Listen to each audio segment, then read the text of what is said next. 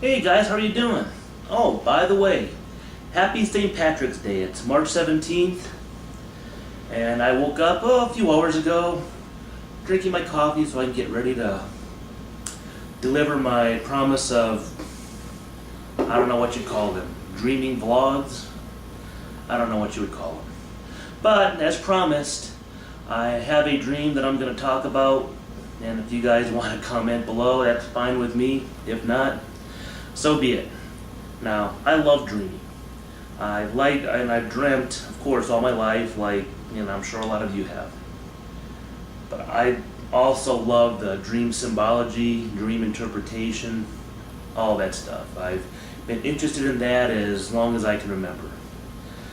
And yeah, I know, I said I was going to read out of my dream journal directly. But I think I know this dream enough, I'll try to tell it. I don't know. But I'll try to tell it, without the dream journal because I think it's just, more exciting that way. So please bear with me as I get used to doing this. Okay. Pardon me. Dream number one, I guess. I find myself running through a field. It's just a field of just tall grasses, different types of grasses and whatnot. I'm looking around. It's partly cloudy sky, sun is shining through a little bit. And I look behind me, and I see this big building behind me, and it has a pen, like a backyard type area. And I remember thinking, this is a minimum security prison. I'm escaping from a minimum security prison. So I turn back around and just continue running through this field, not real fast, kind of like, I guess trying to conserve my energy. And then I arrive at this rock wall. And along the rock wall, of course, is a dirt path that you can walk on, no grass, no nothing. So I stop at this wall, look at it, and just continue walking along the side of the wall. It's on my left-hand side. And I meet up with this lady. And we begin talking a little bit. I really don't remember much of what our main conversation was, but this I do remember. I stated, yeah, I just escaped from this minimum security prison over here. Pointed back in that direction, looked back behind me. And she didn't say anything, but the look in her eyes and just the look and her general composure stated,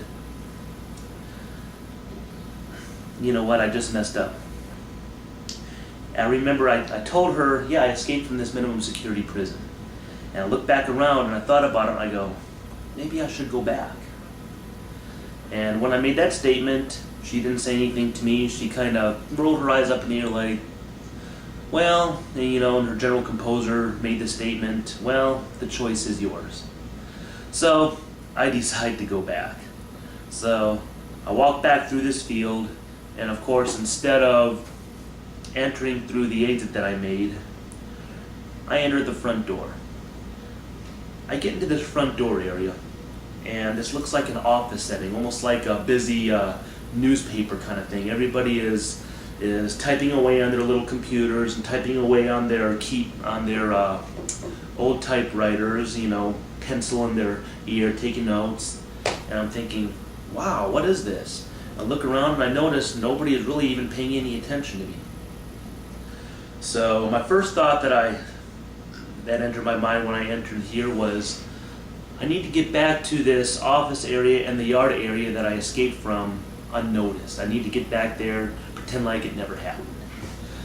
So I start making my way through some of these corridors. I kind of go straight, and I make a right-hand turn down this one hallway, and then make a left-hand turn, and find myself at a dead end. I turn around, go back the same way I came, take a right, take another right, go down this corridor, and it kind of winds into like a spiral. At the very end of the spiral, another dead end. Gosh, I hope I can find this.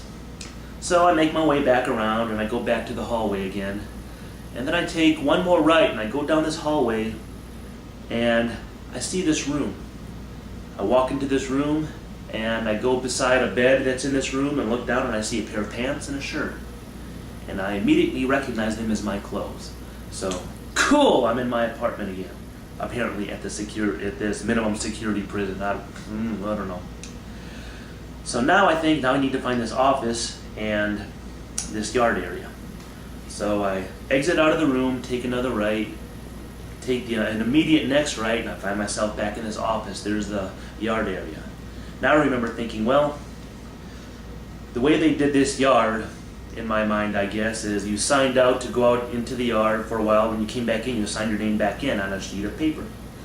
So I remember thinking, well, okay, I need to get over and get to this sheet of paper. I need to sign my name in. And I see off in the distance as I'm entering this room, there's a guy working behind the counter.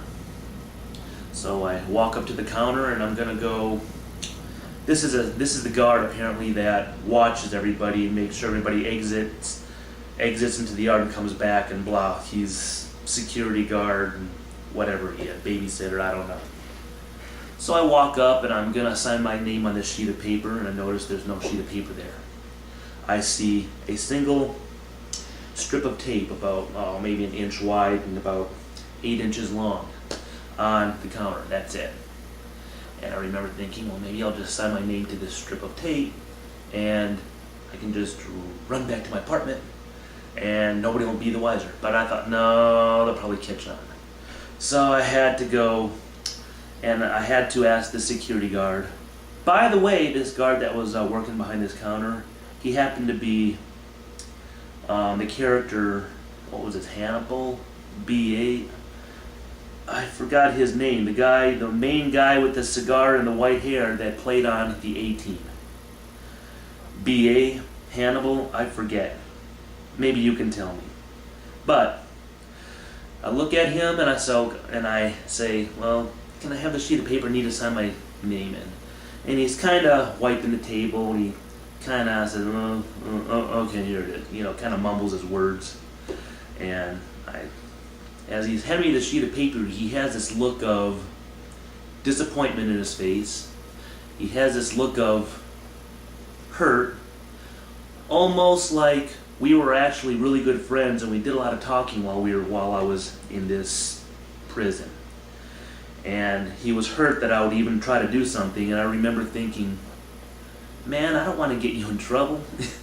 I'm sorry for what I did. I remember thinking I wanted to apologize for having done that and even putting him in that situation where he might get in trouble because I made my escape. But he hands me the piece of paper, I sign my name, I hand it back to him. He still has the same hurt look in his face, and I'm feeling horrible, desperately wanting to apologize, but then I began thinking, what's the point of apologizing? For the simple reason, what's the point of apologizing for something that I really meant to do in the first place? I don't know. Apparently this guy wasn't gonna narc on me and get me in trouble. I don't know. I turn to walk away and I wake up. That's one of my dreams that I had. Pretty weird dream. Well, actually, that's pretty tame to some of the other ones that I might share with you later. But I hope you guys enjoyed. If you guys have any comments, if you enjoy dream symbolism, if you want to play doctor and give me your prognosis, you can do what you want. Share some of your dreams if you want. I enjoy this stuff. This is part of who I am. I love it. I love studying it. I love learning more about it. So I hope you enjoyed this first video. I'll catch you later.